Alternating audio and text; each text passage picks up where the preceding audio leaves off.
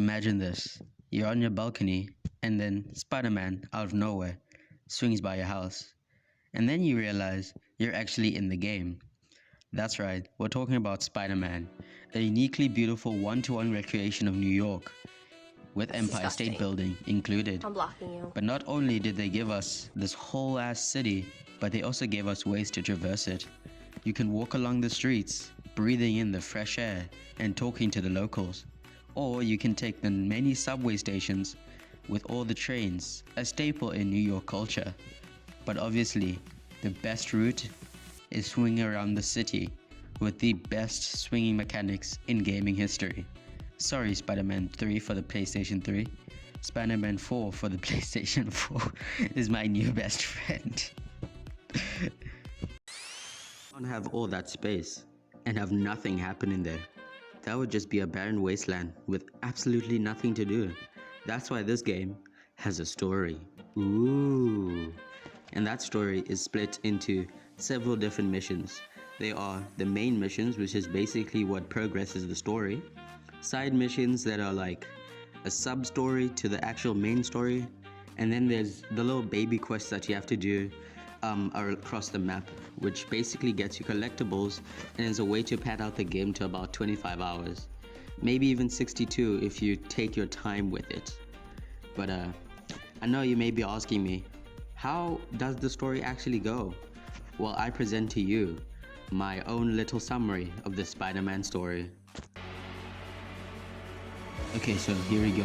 You wake up in the morning and instead of paying bills, you beat the shit out of Wilson Fisk and arrest him. But then he's like, "Don't you wish you had me back?" Whatever, bozo. Rest in peace, bitch.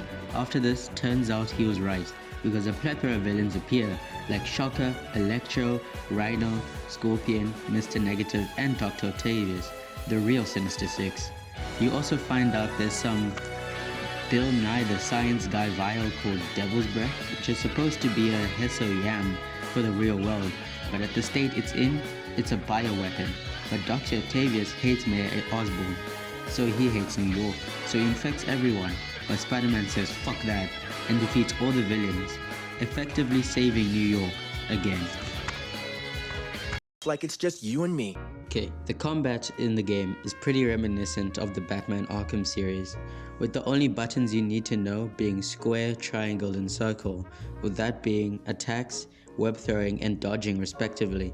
Learning those and how to implement them is pretty important if you want to know basic combat, with the R1 button being used to shoot out web gadgets, which is nice. The best way to enjoy the combat though is to play the game on a higher difficulty, since lower difficulties have the AI acting like actual spazzes and attacking you one by one in those cheap ninja movies. One thing before I actually end off this video are the boring little segments between MJ and Miles. While I know in order to build the relationship and the conflict between MJ and Peter, you would need something like this in the game. But in my opinion, I feel like it's a bit annoying when I was web slinging for about 5 hours, having one of the best times I will ever have in my miserable life, only to have it stopped by having to sneak around avoiding boxes and glass.